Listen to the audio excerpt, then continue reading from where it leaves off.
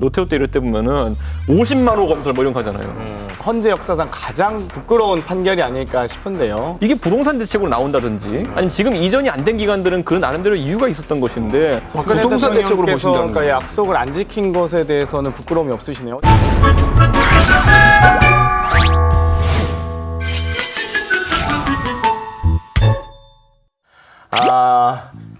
배지는 없지만 인지도는 조금 있는 이준석 미래통합당 전 최고위원. 금배지는 있지만 인지도가 전혀 없는 장경태 더불어민주당 의원 두 분 어서 오십시오. 안녕하십니까. 네, 안녕하세요. 두 분이 당선 횟수를 합쳐봐야 일선입니다.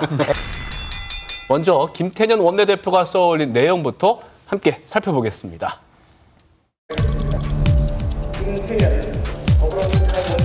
국회가 통째로 세종시로 이전해야 합니다. 청와대와 정부 부처도 모두 이전해야 합니다. 부동산 문제를 완화할 수 있습니다.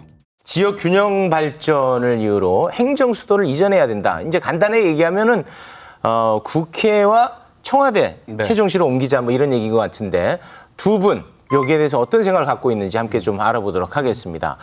어떻게 생각하십니까? 갑자기 이렇게 사실 밀어붙이는 갑자기 나온 얘기는 예. 아니고요. 네. 이미 16년 전부터 꾸준히 해온 정책이다 이렇게 말씀드릴 수 있을 것 같아요. 그러니까 행정수도 이전과 국가균형 발전이라는 철학은 이미 참여정부 때부터 시작을 해왔고요. 또 이번에 21대 첫 이제 개원식 이후에 첫 또 교섭단체 대표 연설 아니겠습니까? 2020년의 시대 정신이 무엇인지를 말씀하시는 과정에서 미래 아젠다를 제시한다는 점에서는 매우 의미 있었던 연설이라고 볼 수 있을 것 같습니다. 아니 뭐 꾸준히 준비를 해왔다고 하는데 2004년 노무현 정부 당시에 헌법재판소가 행정수도 이전은 위헌이다 이 결론을 내린 거잖아요. 이거 지금 뭐 다시 추진할 때 문제가 안 되겠습니까? 아마 제가 보기에는 아마 헌재 역사상 가장 조금 이 부끄러운 판결이 아닐까 싶은데요. 그러니까 어찌되었건 이 헌재에서 그 관습헌법이라는 이슈로 그러니까 수도는 서울이다라고 말을 했거든요. 사실 경국대전의 한성부터 찾아낸 근거였는데 참 이 전 세계 어느 나라를 살펴봐도요. 헌법에 수도를 명시한다든지 관습헌법이란 이유로 행정수도 개발에 대해서 헌법재판소가 없고 또 정치적 의사결정에 대해서 재판소가 반대한 사례는 없습니다. 네, 알겠습니다. 오원정 씨. 네. 공격은 이준석 위원이 하진 않으세요. 장 의원이 네. 이제 미래지향적인 어떤 비전을 이제 김태년 원내대표께서 밝히셨다는 취지로 얘기하는데 안에 모순이 있어요. 2003년부터 하던 거잖아요. 예, 이게 어떻게 미래지향적입니까? 옛날에 들고 나왔던 노래 또 들고 나온 거지. 근데 제가 봤을 때는 이제 그 행정수도 이전이라는 거 사실 네. 기관이 옮겨가는 거잖아요. 근데 한 3분의 2 정도의 기관들은 옮겨갔습니다 이미. 그렇다면 지금 제가 평가할 수 있는 시기가 된 거예요. 지난 한 10수년 동안 3분의 2에 해당하는 기관들이 옮겨가가지고 과연 나아졌는가?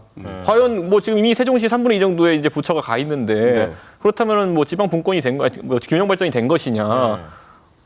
아니거든요. 지금 봤을 때는 오히려 양산된 것은 주말부부라고 할 수 있을 정도로 주말부부 더 만들고 싶은 게 아닐 거면은 도대체 이게 왜 나머지 부처들 지금 남아 있는 것이 뭐 청와대, 국회 그리고 국방부, 외교부 이런 것들이거든요. 네. 국방부, 외교부 이런 것들은 처음 옮길 때도 서울에 있어야 하는 이유들이 많았어요. 예를 들어 외국 공간과의 그런 관계라든지 아니면 미군과의 협력 관계라든지 이런 것도 있었거든요. 그게 해소된 건지 이거 없이 그냥 갑자기 김태년 원내대표가 던지시니까 저희는 어떤 입장이냐면은 네. 그런 어떤 철학을 기반으로 한 게 아니라 혹시 부동산 대책이라고 들고 나온 건가? 부동산. 네, 왜냐하면 말미에 그런 말씀하셨어요. 수도권 과밀과 부동산 문제 해결할 수 있다는 취지로 얘기하셨는데 예. 저는 그거는 제가 봤을 때 우리 보통 부동산 문제 해결한다 그러면은 롯데롯데 이럴 때 보면은 50만 호 건설 뭐 이런 거 하잖아요.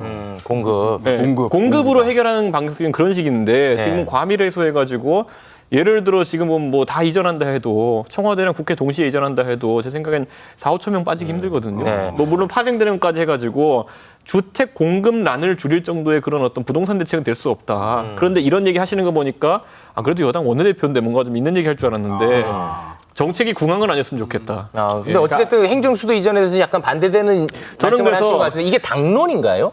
저희는 뭐 여기에 대해 가지고 과거에 행정수도 이전에 대해 가지고 이명박 대통령 시절에는 반대를 했었고 예, 예. 박근혜 대통령은 행정수도 행복도시 짓는 것에 대해 찬성했었어요. 근데 지금 그 다음에는 저희가 총론을 모으지 않은 상태지만은 박근혜 대통령 시절에 그 총론이 그대로 이어진다 이렇게 보면 될 것 같습니다. 반대는 아니지만은 이게 부동산 대책으로 나온다든지 아니면 지금 이전이 안 된 기관들은 그 나름대로 이유가 있었던 것인데 그게 해소되었다 보기 어려운 박근혜 부동산 대책으로 대통령께서 보신다는 그러니까 거예요. 약속을 안 지킨 것에 대해서는 부끄러움이 없으시네요. 어찌되었건 저는 이 미래통합당이 가지고 있는 비전과 철학의 빈곤이 이 수준이다 이렇게 생각을 하는데요. 어찌되었건 행정 기능의 이전이라는 건 손과 발의 이전이 아닙니다. 머리와 몸통의 이전이고요. 결국 이 소위 행정 피라미드의 정점에 있는 국회와 청와대가 이전하는 것이 완벽한 행정 기능의 이전인 것이지 지금 공기업과 몇 개 부처를 보냈다고 해서 말씀하셨듯이 주말부부 양산하고 있죠. 그러니까 소위 국정감사를 할 때라든지요. 예산안을 했다든지 입법 과정에서 사실 국회와 청와대가 이전하는 것만이 소위 말씀하시는 주말부부를 줄이는 것이 아닌가 싶고요. 앞으로 그러면 이제 이 어떤 2020년을 살고 있는 시대적 화두 그리고 미래 아젠다를 어떻게 제시할 것인지에 대한 고민이 없이 박근혜 정부 때 했던 약속도 안 지키고 있는 게 자랑이라고 말씀하시면 그러니까 안 본인이 될 것 국회에 같습니다. 가세요. 저는 뭐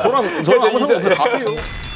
근데 제가 여기서 한 가지 짚고 싶은 게 행정수도 이전에 대해서는 저는 굉장히 뭐 효과가 미비할 것이다 이렇게 보지만은 반대로 이제 거꾸로 지방자치를 활성화하겠다는 원래 문재인 대통령의 그런 네. 그 선언이 있었거든요. 근데 그게 오히려 지금 성과가 안 나오는 게 좀 안타깝다. 예전에도 장경태 의원이랑 여기에 대해서 의견 나눈 적이 있는데 이건 좀 생각이 일치했던 것 같아요. 뭐냐면 지방 분권이라고 하는 것이 있어가지고 지금 지방자치단체라고 하죠. 지방정부의 상당한 권한을 이양하게 되면은 지방이 사실 여러 가지 정책을 시도해볼 수 있는 게 생기거든요. 지금은 조세 정책이라든지 여러 정책이 지방이 독자적으로 할 수 있는 게 별로 없어요. 그러다 보니까 복지 정책 일부만 이제 자체적으로 하는 상황인데 예를 들어 세율이 동네마다 달라요. 그럼 경쟁이 가능하거든요. 기업을 유치하기 위해서 경쟁이 가능하고 이런 것들을 오히려 대통령께서 이번에 뭐 네. 개헌의 화두가 나오면 좀 풀어주셨으면 하는 생각입니다. 국세와 이거 지방세도 이제 개헌 이슈 중에 하나긴 한데요. 네. 어찌되었건 지방 균형 발전을 위해서 지방 자치를 강화하다 보면은 결국 각 시도마다 재정 자립도가 다르거든요. 어쨌든 두 분이 좀 공감을 하시는 거는 지방 분권 차원에서는 그렇죠. 뭐 행정 네, 수도 알겠습니다. 괜찮다. 두 분이 워낙 많이 싸우셔서 그런지 싸움이 물샐 틈 없네. 늦은 시간에 함께해 주신 두 분 고맙습니다. Stay